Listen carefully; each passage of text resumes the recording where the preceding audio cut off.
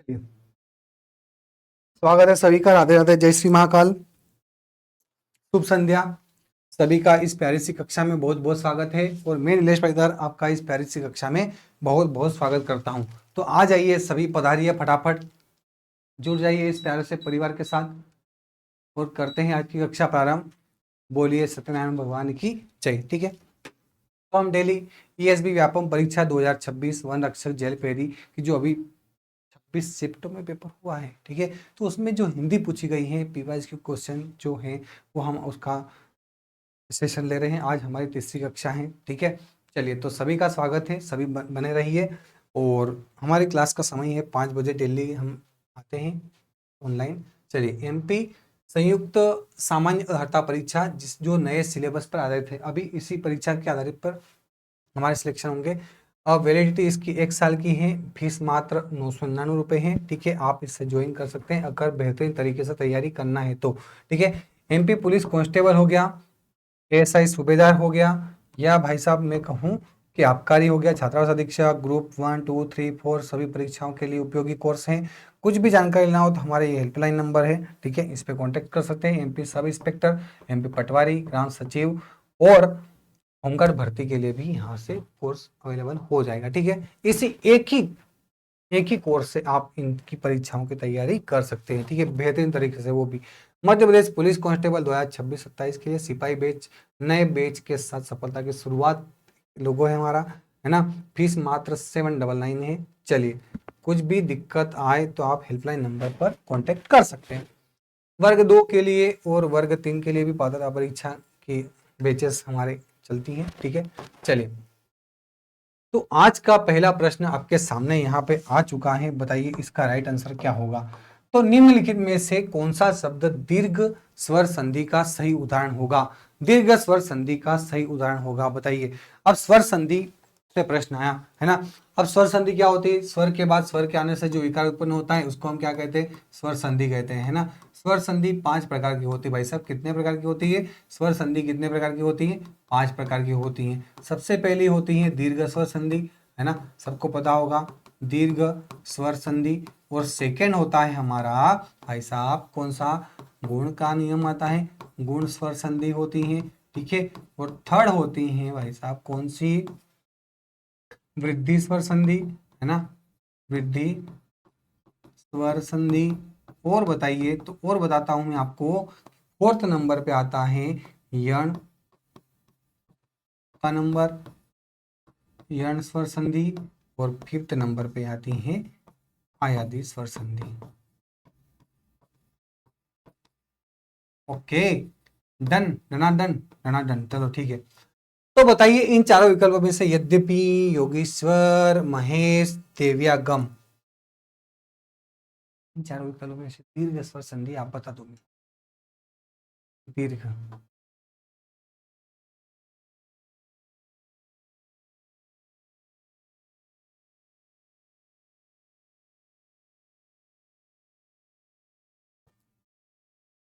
चलिए, तो यहाँ पे आपको दिखेगा यदि प्लस अपि।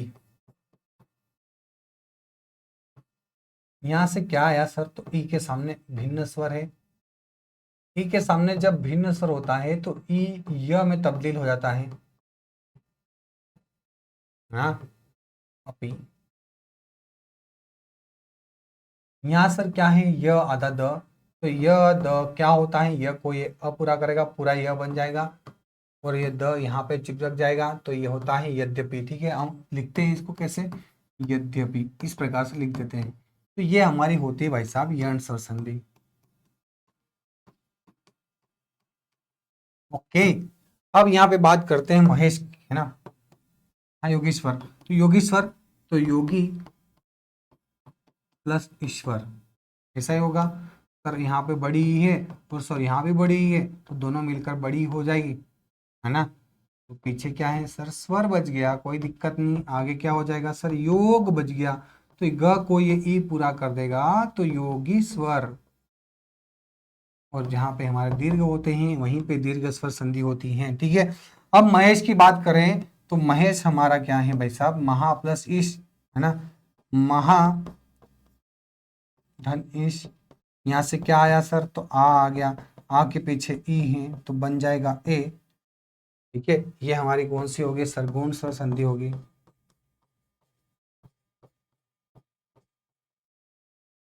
होगी कि नहीं होगी, गुण स्वर संधि होगी, होगी गुण स्वर संधि। ठीक है, अब देव्यागमन, तो देवी प्लस आगमन, ठीक है, यहाँ से ई है, ई के आगे भिन्न स्वर हैं, वही यण का नियम लगेगा, य में परिवर्तन होता है।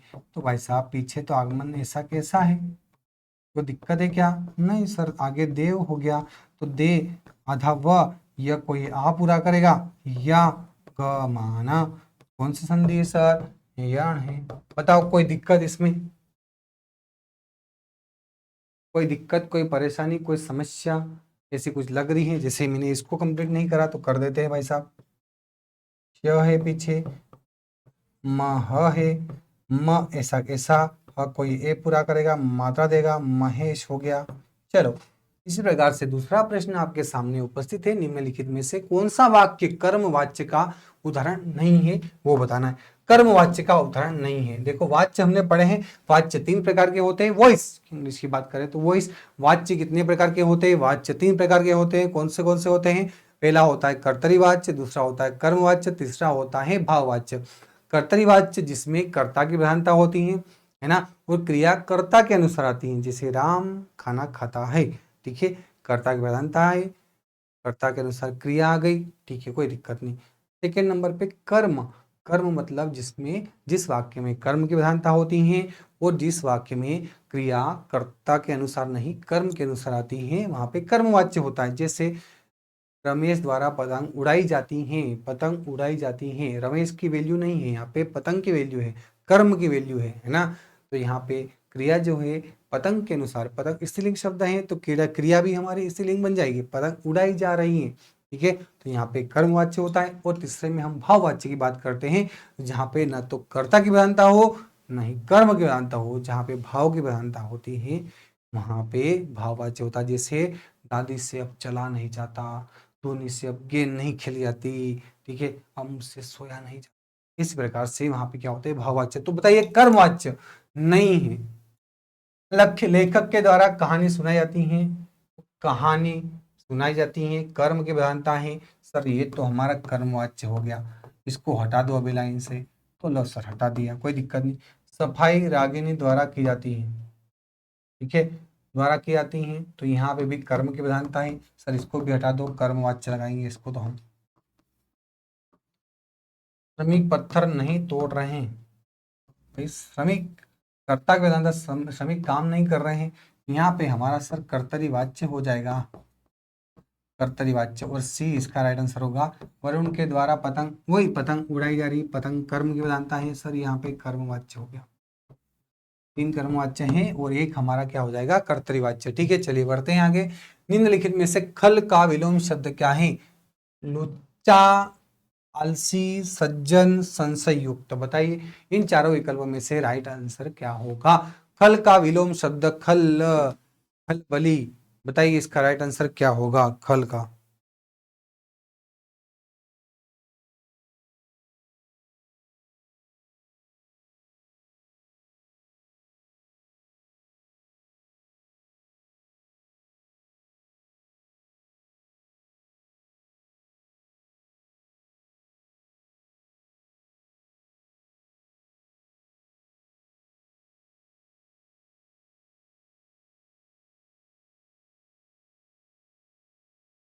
क्या होगा बताइए, विलोम शब्द होता है ना जो विपरीत अर्थ का बोध कराता है ना। खल का विलोम क्या होगा।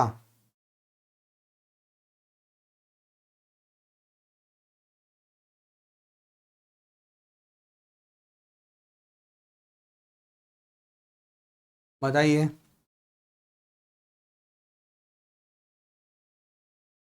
अरे खल मतलब जो खली व्यक्ति होता है, दुष्ट होता है, दुर्जन होता है ना।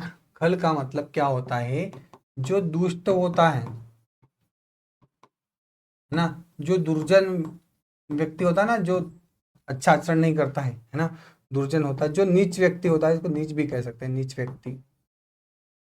ओके, तो भैया इसका विलोम शब्द क्या हो जाएगा, लुच्चा लफंगा क्या हो जाएगा, सज्जन हो जाएगा ना, सज्जन, क्योंकि सज्जन के क्या अर्थ निकल जाएंगे, सज्जन के, सज्जन जो अच्छा होता है, जो भला होता है और जो श्रेष्ठ होता है, जो श्रेष्ठ व्यक्ति होता है ना, तो वो क्या होता है भाई साहब, वो सज्जन होता है। तो खल का विलोम सज्जन हो जाएगा। ठीक है, चलिए, निम्नलिखित में से अस्थिर का विलोम, जो अस्थिर है, जो चलता रहता है हमेशा, पानी, फिर निर्जल, पूर्वज, बताइए इन तीनों चारों विकल्पों में से राइट आंसर क्या होगा।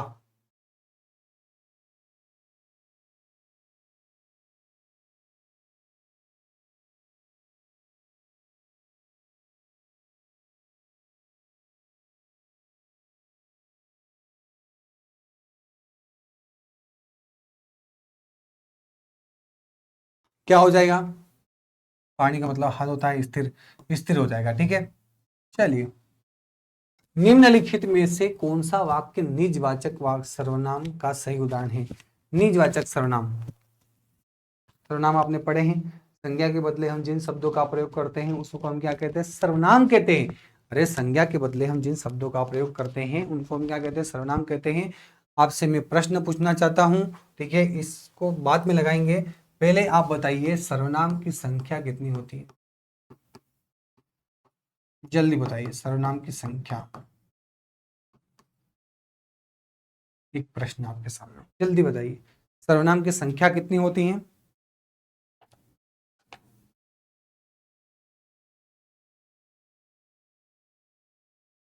सर्वनाम की संख्या, संज्ञा के बदले प्रयोग किए जाने वाले शब्दों को हम सर्वनाम कहते हैं। सर्वनाम की संख्या बताइए कितनी होती है।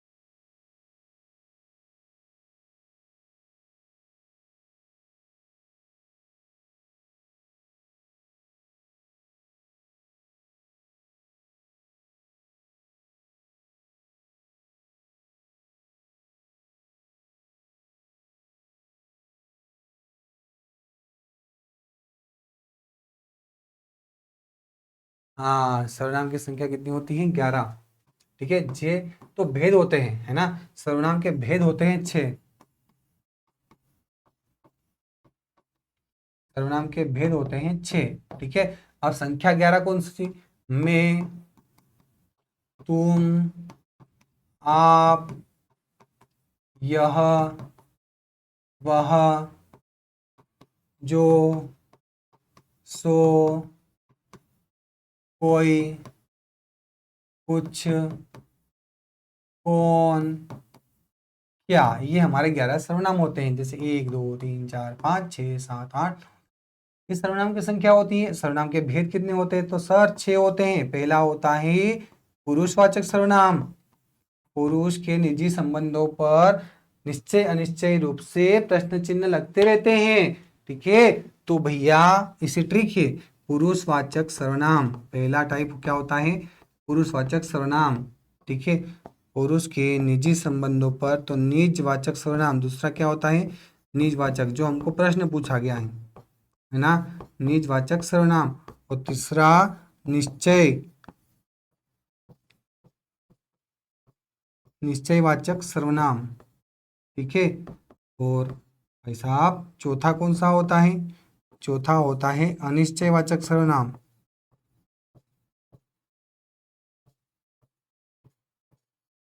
अनिश्चयवाचक सर्वनाम।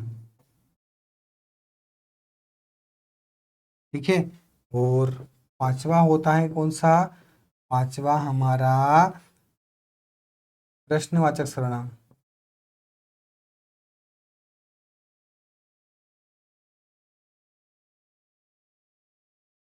ठीक है, चलिए, मुझे कुछ समझ नहीं आया,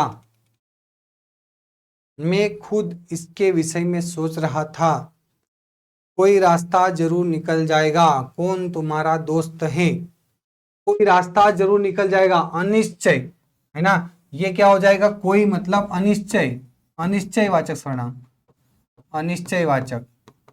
ओके, कौन तुम्हारा दोस्त है, कौन आ गया प्रश्नवाचक,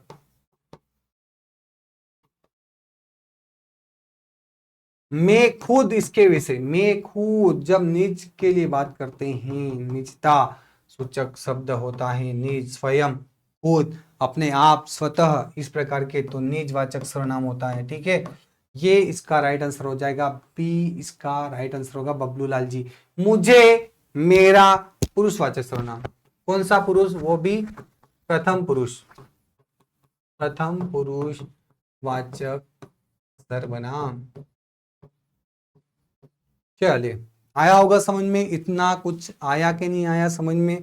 पल्ले पड़ी बातें, नहीं पड़ी? चलो, बांधा था विधु को किसने इन काली जंजीरों में, मणि वाले फणियों का मुख क्यों भरा हुआ हीरो से? बताइए, निम्नलिखित पंक्तियों में कौन सा अलंकार है? अतिशयोक्ति अलंकार, यमक अलंकार, श्लेष अलंकार, उपमा अलंकार। बांधा था विधु को किसने इन काली जंजीरों में, मणि वाले फणियों का मुख क्यों भरा हुआ है हीरो से? नायिका की तुलना कर रहे हैं, शायद नायिका के बारे में बता रहे हैं, नायिका को बड़ा चढ़ाकर कह रहे हैं, ऐसा कुछ है कि विधु मतलब यहाँ पे चंद्रमा को किसने इस प्रकार से काली जंजीरों में जैसे बांटते ना, जैसे एक अच्छा सुंदर चेहरा है, नायिका तुम्हारा चेहरा बहुत ही सुंदर है ना, और इन काली जंजीरों मतलब ये बाल, इन काली जंजीरों को किसने बांध रखा है, इसको, चेहरे को, मणि वाले फणियों का, जैसे जिस प्रकार से फणियों मतलब जिस प्रकार नाग के मुख में क्या होती हैं, मणियां, उसी प्रकार नायिका के जो मुख में दांत है वो हीरो से, है ना, मुख भी हीरो से भरा हुआ, दांत उसके इसी प्रकार से लग रहे हैं। तो यहाँ पे नायिका को बड़ा चढ़ाकर कह दिया, लोक सीमा का उल्लंघन कर दिया। जहां पे लोक सीमा का उल्लंघन करते हैं वहां पे अतिशयोक्ति अलंकार होता है। क्या होता है? अतिशयोक्ति अलंकार होता है। बताइए, सही कहा। यमक अलंकार, जहां पे एक शब्द एक से अधिक बार आता है, उसका अर्थ अलग अलग निकलता है, वहां पे यमक अलंकार होता है। जैसे कनक कनकते सो गुनी, मादकता अधिकाय, या खाए बोराय जगवाय पाए बोराय। तो कनक कनक, एक कनक का मतलब धतूरा और एक कनक का मतलब होता है सोना। जैसे तेनु सुट सुट करता, तेनु सुट सुट करता, सजना है मुझे सजना के लिए, है ना। तीन बेर खाती थी वे, तीन बेर खाती हैं, सबकी बेगम बेगम है, सबकी बेगम बेगम है। ठीक है, चलिए, इसी प्रकार से यमक अलंकार होता है। श्लेष अलंकार, जैसे एक शब्द के अनेक अर्थ, रहीमन पानी राखिए, बिन पानी सब सून, पानी गए न उबरे, मोती मानस चून। ठीक है, पानी के तीन अर्थ निकलते हैं। इसी प्रकार से यहाँ पे उपमा अलंकार, जहां पे हम किसी की तुलना करते हैं, जैसे चांद सी महबूबा हो मेरी कब, ऐसा मैंने सोचा था। सा, है ना, सा सी से, चांदी जैसा रंग है तेरा, तो जैसा भी हो सकता, सोने जैसे बाल, एक तू ही धनवान है गोरी, बाकी सब कंगाल। तो सासी से, जैसा जैसी, वैसा वैसी, इस प्रकार के शब्द आए वहां पे उपमा अलंकार। ठीक है, निम्नलिखित में से कौन सा शब्द यण स्वर संधि का सही उदाहरण नहीं है? यण स्वर संधि का उदाहरण नहीं है, ठीक है, ये बताना है। तो यण स्वर संधि कहती क्या है? सबसे पहले आपको ये पता होना चाहिए कि यण स्वर संधि कहती क्या है। तो यण स्वर संधि क्या कहती है भाई साहब? यण स्वर संधि कहती है कि जब छोटी ई, जब बड़ी ई, छोटा ऊ, बड़ा ऊ, इनके आगे, या री, री ऋषि वाला, इनके आगे कोई सा भिन्न स्वर आता है, इनके आगे कोई सा भिन्न स्वर आता है, तो ई यह बन जाता है, उ वह बन जाता है, वो ऋषि र में बदलेगा। किस में बदलेगा? बदलेगा, बदलेगा, जमाना बदलेगा, बदलाव तो बदल दो। अध्य, अध्यक्षणा, देवेंद्र, अत्युत्तम, मध्वालय। तो अध्यक्षणा तो क्या हो जाएगा? अधि प्लस ऐषणा, या इमली के बाद भिन्न स्वर है, सर है, ई का य में परिवर्तन होगा, क्या हो जाएगा? ऐषणा। ठीक है सर, आधा ध बज गया, तो आधा ध ही चाहिए था हमको, य को ये पूरा करेगा, अध्यक्षणा, ये तो यण है, यण है। देवेंद्र की बात करते हैं, तो देव प्लस इंद्र, है ना, इंद्र में छोटी की मात्रा, यहाँ से क्या आया सर? अ प्लस ई मिलकर ए बनाता है, बनाता है कि नहीं? बनाता है सर, आप तो सही कह रहे हैं बिल्कुल, है ना। तो भैया दे व कोई ए पूरा करेगा, देवेंद्र। यहाँ पे हमारी क्या होती है सर? गुण होती है, गुण स्वर संधि हो गई, बी इसका राइट आंसर होगा अत्युत्तम, है ना। तो अति और होता है उत्तम, है ना, अति और उत्तम, तो यहाँ से ई आई, भिन्न स्वर है सामने सर, तो ई का य में परिवर्तन, तो यहाँ पे भी क्या हो जाएगा, अति प्लस उत्तम अत्युत्तम होगा। मधुआलय, तो मधु प्लस आलय, है ना, तो ऊ आया सर, ऊ के सामने भिन्न स्वर है ना सर, तो यहाँ पे ऊ का व में परिवर्तन, सर कोई दिक्कत नहीं है, ऊ या व कर दो, कोई दिक्कत नहीं, क्या दिक्कत है। चल यहाँ से मध, आधा ध, तो म आधा ध, व को ये आ पूरा करेगा, वा ल य, मधवालय, ये भी यण है। बाकी जो हमारा बी ऑप्शन था देवेंद्र, ये हमारी गुण संधि। ये कोई दिक्कत, यहाँ तक कोई परेशानी, कोई समस्या नहीं है। चलिए बढ़ते हैं आगे। तो निम्न में से कौन सा रूपक अलंकार का सही उदाहरण है। रूपक अलंकार, रूपक अलंकार ये जीवन है या निर्जर है, बताओ। नहीं मन पानी राखिए, मधु मधुर मेरे दीपक जल, चारू चंद्र की चंचल किरणें गिर रही थी जल थल में। बताइए इसका राइट आंसर क्या होगा। रूपक अलंकार, रूपक अलंकार मतलब जहां पे उपमान उपमेय में अंतर करना मुश्किल हो, है ना। जैसे कृष्ण भगवान श्री अपनी मैया यशोदा से कहते, मैया मोरी मेरे को तो वो चंद्र खिलौनो ला के दे दो, उससे खेलूंगा, चंद्र खिलौनो, चंद्र जैसो खिलौना नहीं, जो चांद दिख रहा ना मैया, वो मेरे को खिलौना बना के दे दो, उससे खेलूं। मतलब कृष्ण भगवान को वही चाहिए, है ना। मैं कहूं चंद्र रूपी मुख, चंद्र रूपी मुख नहीं नायिका, तुम्हारा मुखड़ा जो है चांद ही है पूरा, ना, तो वहां पे रूपक अलंकार होता है। बताइए इन चारों विकल्पों में से रूपक अलंकार का सही एग्जाम्पल क्या होगा।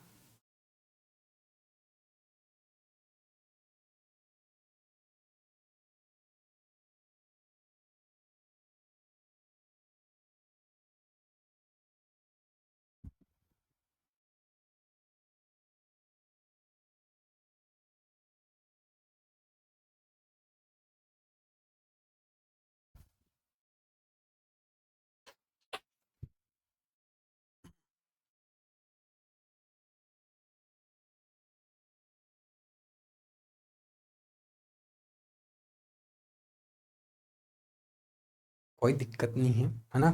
अब यहाँ पे कह रहा है भाई साहब, चारू चंद्र च च च, इसी वर्ण की आवृत्ति जहां पर बार बार होती है वहां पे अनुप्रास अलंकार होता है। क्या आपको ये पता है। तो ऑप्शन हटाओ पहले, सबसे पहले नहीं आता है तो ऑप्शन हटा दो।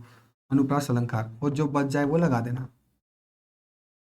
अनुप्रास हो गया, मधुर मधुर मेरे दीपक जले उठे, ये पुनरुक्ति प्रकाश हो गया, पुनरुक्ति, वर्ण शब्द की आवृत्ति हो रही है ना, पुनरुक्ति प्रकाश, तो ये भी हो गया खत्म खत्म। रहीमन पानी राखिए बिन पानी सब शुद्ध, इस पानी के तीन अर्थ निकलते, एक शब्द के अनेक अर्थ जहाँ पे निकलते, जैसे एक पानी, मोती के लिए उसकी चमक, है ना, मनुष्य के लिए उसकी इज्जत, और पानी के लिए उसका जल, ठीक है। तो यहाँ पे क्या हो जाता है सर, यहाँ पे श्लेष अलंकार हो जाएगा। क्या सही कह रहा हूं मैं, यहाँ पे श्लेष अलंकार होगा। हाँ, तो बच गया क्या, ए, यह जीवन है या निर्जर है, तो जीवन को निर्जर ही मान लिया है। जहां उपमेय में उपमान को मान लिया जाए डायरेक्ट, जैसा जैसी वैसा वैसी से सा सी, ऐसा प्रयोग हो ही नहीं योजक चिन्हों का, तो फिर भाई साहब यही रहेगा रूपक अलंकार। चलिए, निम्नलिखित में से कौन सा विकल्प समूहवाचक संज्ञा शब्दों से संबंधित नहीं है।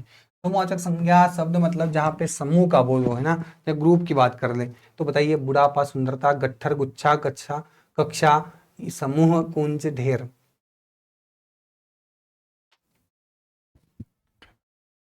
समूहवाचक संज्ञा नहीं है वो बताना है भाई साहब, बता दीजिए कौन सा नहीं है।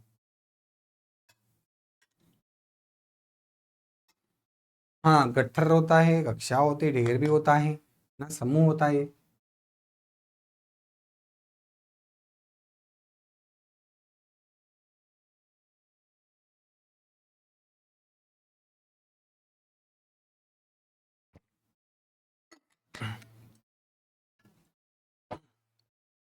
हाँ, बुढ़ापा और सुंदरता ये हमारे भाववाचक संज्ञा होगी।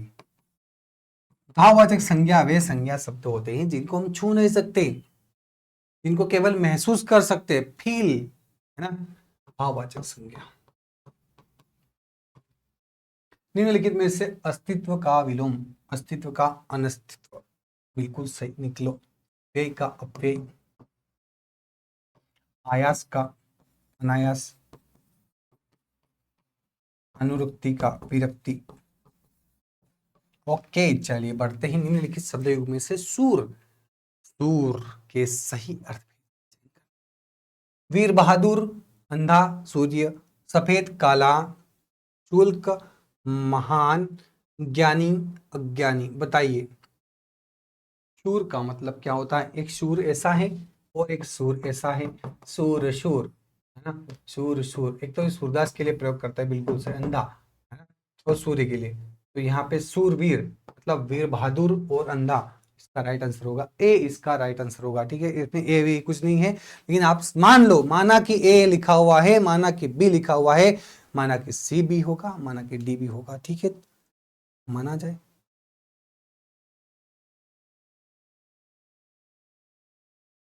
चलिए तो आगे बढ़ते हैं।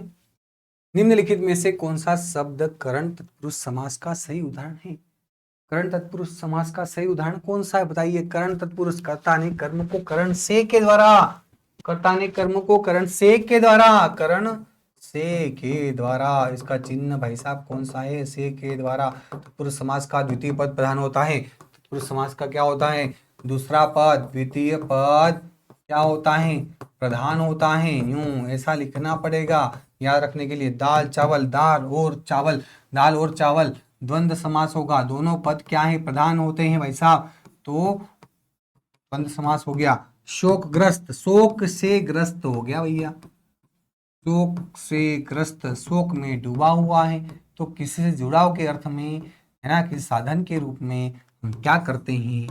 कर्ण कारक हो जाएगा। तो कर्ण तत्पुरुष समास में होगा। माता पिता दोनों पद प्रधान है, तो द्वंद्व समास होना चाहिए। द्वंद्व समास बिल्कुल सही।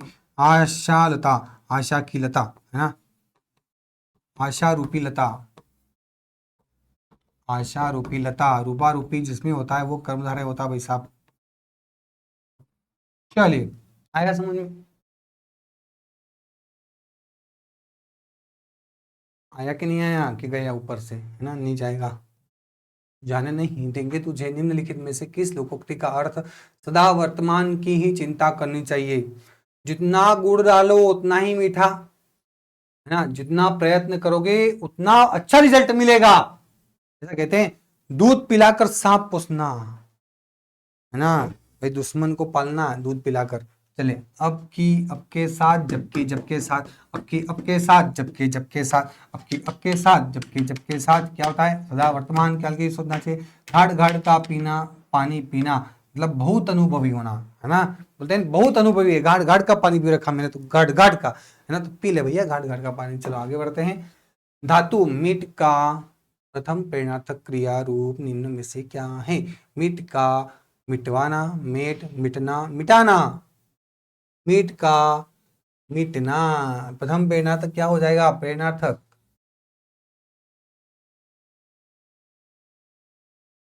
मिटवाना तो द्वितीय प्रेरणार्थक हो जाएगा। मिटवाना क्या हो जाएगा?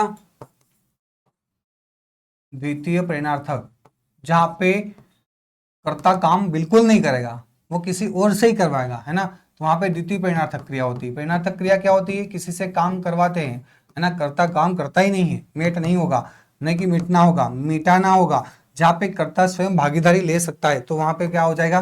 प्रथम प्रेरणार्थक, बिल्कुल site, height height height, D इसका राइट आंसर होगा, प्रथम प्रेरणार्थक।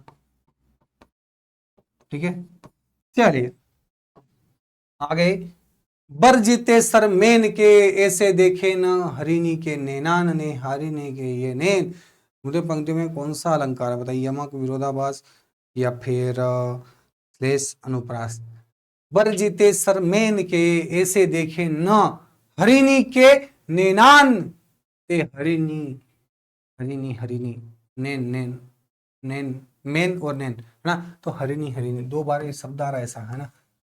बताइए, दो बार ऐसे शब्द आ जाए आप डायरेक्ट लगा सकते हो, है ना। अर्थ अगर नहीं आता है तो भी अर्थ का निरर्थक कर सकते हो कि नहीं कर सकते हो भाई साहब?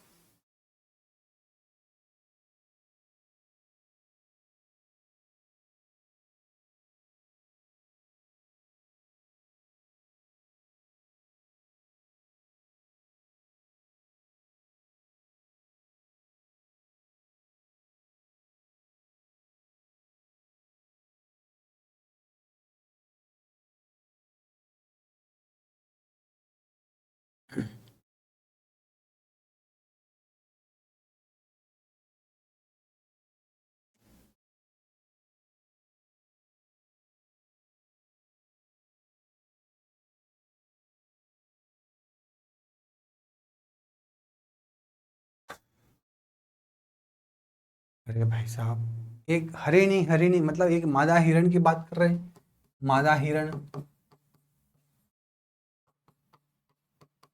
ना। और एक हरिणी मतलब एक स्त्री, सुंदर स्त्री, सुंदर आंखों वाली स्त्री है ना। मतलब ऐसा हो गया नायिका की, मतलब स्त्री की सुंदरता ऐसे बता रहे हैं जैसे उसने हिरण की आंखों से भी ज्यादा सुंदर हो गई हैं उसकी आंखें, और उसको क्या कर रही हैं, चुरा लिया है ना। हिरण की आंखों को चुरा लिया है, ऐसा तो यमक अलंकार होगा भैया। एक शब्द एक से अधिक बार, उसके अर्थ अलग अलग, यमक अलंकार। ठीक है, चलिए, मैंने पहले ही बोल दिया था, है ना, आपको बस कंफ्यूज कर रहे थे। निम्नलिखित में से कौन सा शब्द उपसर्ग का प्रयोग करके नहीं बनाया गया?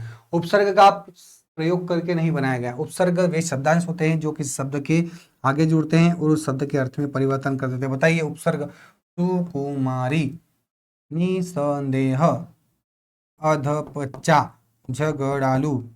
तो यहाँ पे देखो, सु प्लस कुमारी सर उपसर्ग है, नि, निधन संदेह है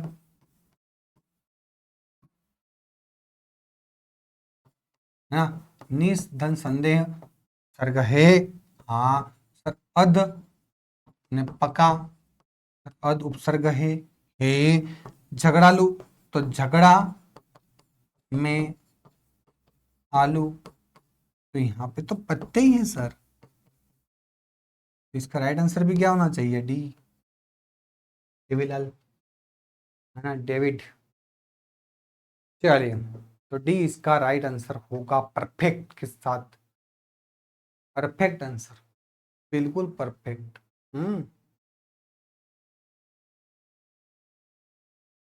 चलिए आगे बढ़ते हैं, अगला प्रश्न। निम्नलिखित में से उसने लड़के को मिठाइयाँ दी,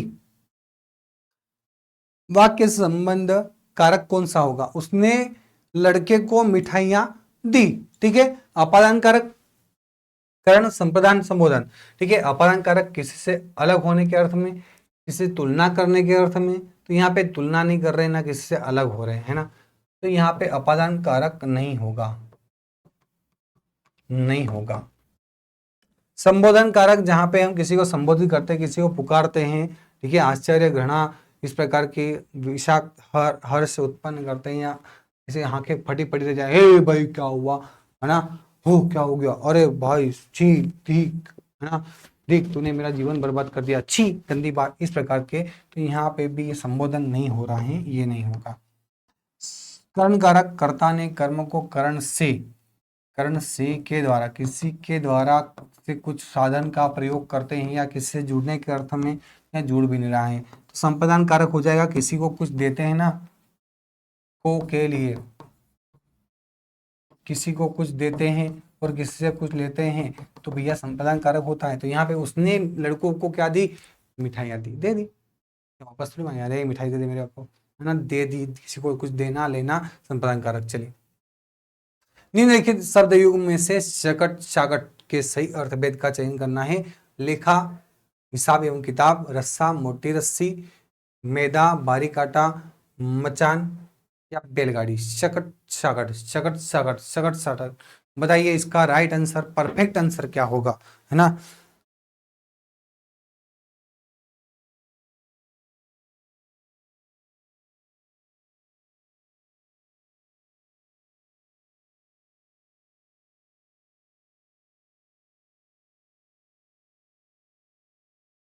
शकटा, शकटा मतलब होता है ना, बैलगाड़ी बोलते हैं, क्या बोलते हैं? शाकट, शकट, है ना। अब शकट का मतलब क्या होता है? शकट मतलब होता है बैलगाड़ी, शाकट मतलब होता है मचान। उल्टा पुल्टा लिखा है ना।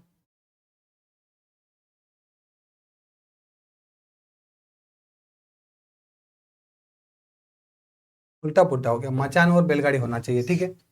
चलिए, कुसुम का विलोम शब्द क्या होगा? कुसुम फूल, सुमन रसुन, ठीक है, वज्र, प्रशंसा, पीन या मंडन। कुसुम का विलोम, है ना, कुसुम तो फूल को बोलते हैं भैया, कुसुम, सुमन, पुष्प, रसुन, है ना। तो बताइए इसका विलोम क्या हो जाएगा? वज्र होगा। अरे फूल होता है तो कोमल ही होगा ना। अरे कोमल होगा या फूल होगा, तो फूल वूल से कोई मतलब नहीं। अभी ऐसे ऑप्शन दिए हैं कोमल, तो भैया प्रशंसा, पीन, मंडन ऐसा कुछ नहीं, वज्र होना चाहिए। वज्र मतलब कठोर, कोमल का क्या हो जाएगा कठोर, इस प्रकार से, ठीक है। अब प्रशंसा मतलब तारीफ, तारीफ करो क्या उसकी जिसने तुमको बनाया, है ना, तारीफ। अब इसका विलोम अगर पूछ ले तो क्या हो जाएगा निंदा, ठीक है। अब पीन मतलब क्या होता है, पहाड़ होना चाहिए, पत्थर होना चाहिए। मंडन का खंडन हो जाएगा, है ना। मंडन मतलब सजाना, मंडप सजाना होता है ना, मंडन मतलब सजाना। इसका उल्टा हो जाएगा खंडन, मंडन का क्या होता है खंडन। चलिए आगे बढ़ते हैं। वाक्य संपादन कारक का सही उदाहरण है वो बताना है। संपादन कारक किसी को कुछ देना लेना, है ना। तो मोहन ने घड़े से पानी निकाला, भैया घड़े से पानी निकाल दिया उसने, है ना। शिष्य ने अपने गुरु के लिए सब कुछ किया, दूल्हा घोड़े से गिर पड़ा, बिल्ली छत से कूद पड़ी। बताइए इन चारों विकल्पों में से, किसी को कुछ देना, किसी कुछ लेना, कुछ कुछ करना। मोहन ने घड़े से पानी निकाला, ठीक है, तो यहाँ तो नहीं होगा, यहाँ कर्ता कारक हो जाएगा मोहन ने।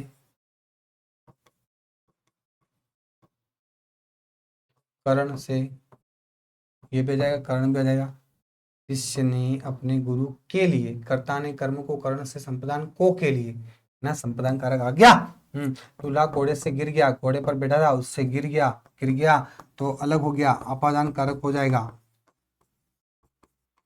बिल्ली छत पर थी पर वहां से कूद पड़ी, अलग हो गई, अपादान कारक।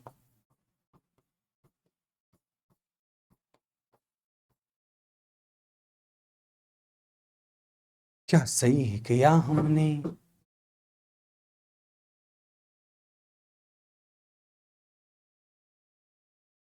चलिए ठीक है आगे बढ़ते हैं। निम्नलिखित में से तत्सम शब्द का चयन करना। तत्सम जो तत् मतलब उसके सम मतलब समान, उसके समान जो शब्द है उसको हम बोलते हैं तत्सम। मकड़ी, मक्खी, केला, मक्षिका, मक्षिका, केला,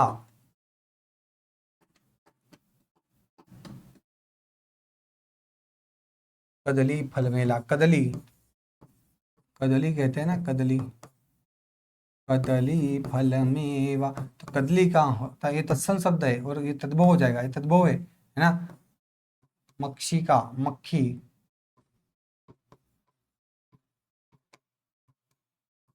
मरकट, ठीक है। मक्षिका इसका राइट आंसर होगा, मक्षिका, है ना, ये तत्सम शब्द है। चलिए बढ़ते हैं आगे, अगला प्रश्न।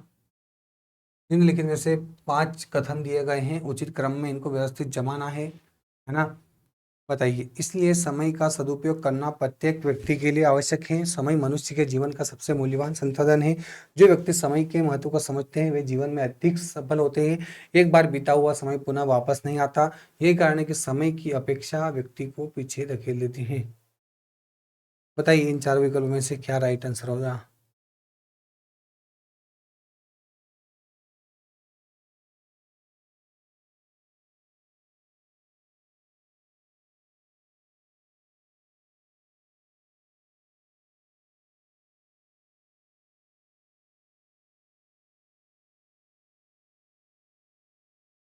क्या होगा इसका राइट आंसर बताइए जल्दी, इसका परफेक्ट आंसर क्या होगा जल्दी बताइए।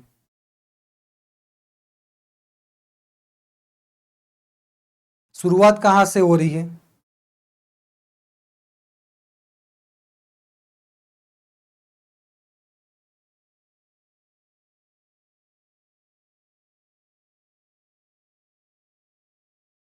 देखो बी से शुरुआत हो रहा है ना। समय, समय मनुष्य के जीवन का सबसे मूल्यवान साधन है, क्योंकि समय की हम परिभाषा बोल रहे हैं, समय के बारे में हम कुछ आगे बताएंगे, ठीक है। जहां से वाक्य शुरू करते हैं हम, ठीक है। समय मनुष्य के जीवन का सबसे मूल्यवान संसाधन है। उसके बाद बात करते हैं कि एक बार बीता हुआ समय पुनः वापस नहीं आता। एक बार जो बीत गया वो, जो बीत गया है सो वापस नहीं आएगा। तो यही कारण है कि समय की उपेक्षा व्यक्ति को पीछे धकेल देती है। जो व्यक्ति समय का महत्व समझते हैं वे जीवन में अत्यधिक सफल होते हैं। इसलिए समय का सदुपयोग करना प्रत्येक व्यक्ति के लिए आवश्यक है। सी इसका राइट आंसर होगा। ठीक है, आया समझ में? आया कि नहीं आया कि गया? अरे गया कि आया कि गया कि आया कि गया कि गया आया? चलो, निम्न में से किस वाक्य में अल्प विराम चिन्ह का प्रयोग किया गया है? अल्प विराम चिन्ह आपको पता होगा तो बता दीजिए। भ्रष्टाचार इस युग का सबसे बड़ा शिष्टाचार है ना। नेताजी ने कहा कि दिल्ली चलो। बताओ भाइयों, समय आ गया है, सावधान हो जाओ। उच्चारण मतलब बोलना जीभ एवं कंठ से होता है। बताइए इन चारों विकल्पों में से अल्प विराम चिन्ह का प्रयोग, कोमा का प्रयोग कहाँ किया गया है? अल्प विराम मतलब कोमा। बताइए इन चारों विकल्पों में से अल्प विराम शब्दों का चिन्ह का प्रयोग कहाँ किया गया है? कहाँ किया गया है बताइए।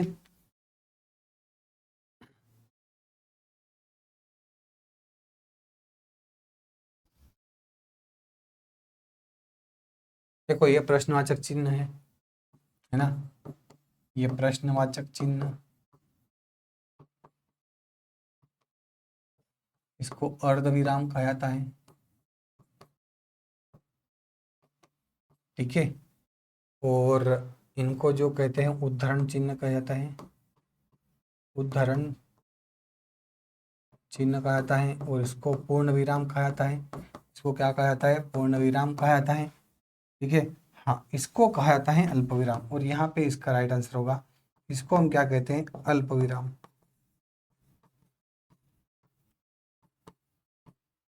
ये है कोष्ठक।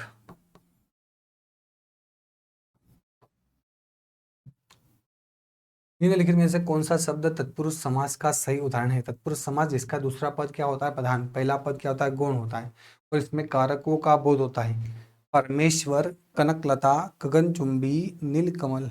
गगन को चुमने वाला, कनकशीलता, सोने जैसी लता वाला। परमेश्वर, परम ही जो परमेश्वर। ठीक है, ये परम है जो परमेश्वर, परमेश्वर है ना। कनक रूपी लता, गगन को चूमने वाला, तो बिल्कुल सही हो जाएगा गगन चुंबी, है ना। गगन को चूमने वाला।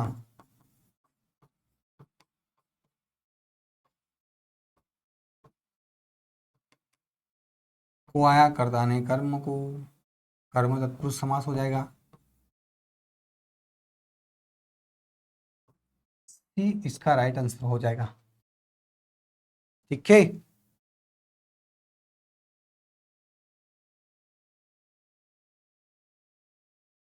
बढ़ते हैं आगे।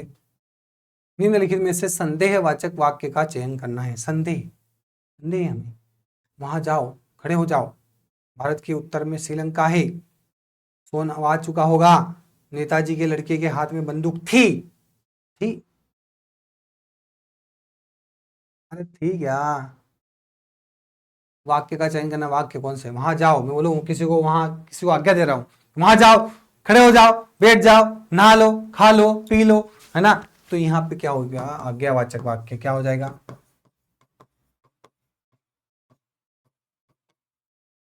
चलिए, भारत के उत्तर में श्रीलंका है, विधानवाचक, है ना। ये क्या हो जाएगा? इस जानकारी को दे रहे, विधानवाचक।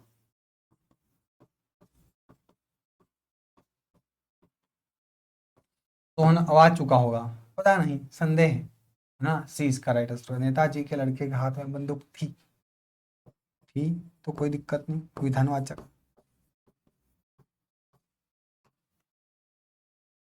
निम्नलिखित में से कौन सा लोकोक्ति का प्रचलित रूप है? भैंस के आगे बीन बजाए भैंस धरी और भगुराए। भैंस के आगे बीन बजाए तीन भैंस खड़ी वधू सराय। भैंस के पीछे बजाए बीन भैंस बजे और पगुराए खड़े। भैंस के आगे बीन बजाए भैंस खड़ी पुगुराए। बताइए इसका राइट आंसर क्या होगा? भैंस के आगे बीन बजाने से क्या होता है? क्या होता है बताइए। और लोकोक्ति सही क्या है इसमें? रूप कौन सा सही होगा?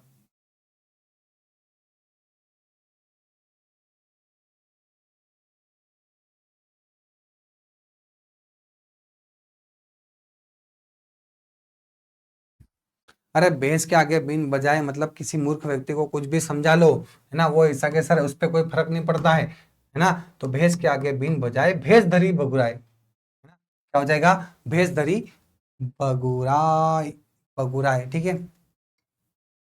हम्म? अरे हाँ, सॉरी सॉरी सॉरी, क्या होना चाहिए इसका राइट आंसर, डी होना। भैंस के आगे बीन बजाए भैंस खड़ी पगुराए, धरी नहीं, खड़ी। निम्नलिखित में से कौन सा वाक्य करण कारक का सही उदाहरण है। करण कारक, कर्ता ने कर्म को करण से के द्वारा, किसी के द्वारा। चलो, पंकज तेज दौड़ता है, दौड़ने दो। मोहन जागता है, मनोज ने पत्र लिखा। छात्रों को पत्र के द्वारा, कर्ता ने कर्म को करण से के द्वारा, यहाँ पे आ जाएगा करण कारक, करण से के द्वारा, ठीक है। चलिए इसी प्रकार से आगे बढ़ते हैं। तो यहाँ पे निम्नलिखित में से कौन सा वाक्य संबंधवाचक सर्वनाम का सही उदाहरण है। संबंधवाचक सर्वनाम का सही उदाहरण कौन सा है, बताओ। तो बताओ, संबंध बताना है ना, सर्वनाम बताना है संबंधवाचक। जैसे जो, जिसकी लाठी उसकी भैंस, जो करता है वो भरता है, जो आएगा सो पाएगा। बताए, तुम कहाँ जा रहे हो, कहाँ जा रहे हो तुम कहाँ जा रहे हो, प्रश्नवाचक सर्वनाम।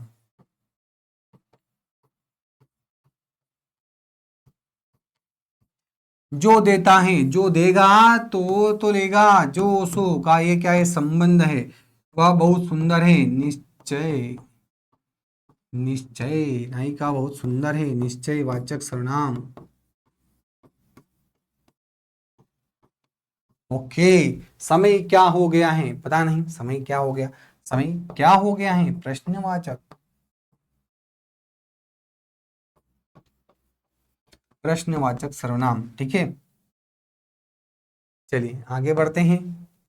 निम्नलिखित में से निष्फल कौन सी संधि का सही उदाहरण है। निष्फल, दीर्घ है, व्यंजन है, विसर्ग है, गुण है। बताइए, निष्फल है ना, निष्फल निष्फल निष्फल, तो निष्फल में कौन सी संधि हो जाएगी, बताइए। मुझे लग रहा है कि यहाँ पे नीह प्लस फल, जब विसर्ग के बाद प फ क ख आता है तो ये विसर्ग का श में परिवर्तन होता है, तो भैया नी च फल, ये विसर्ग संधि होगी।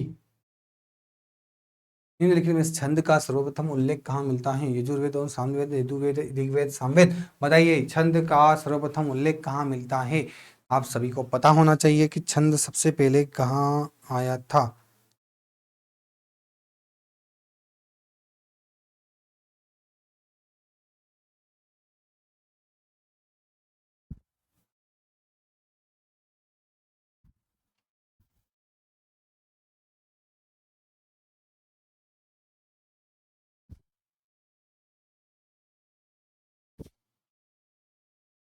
है ना?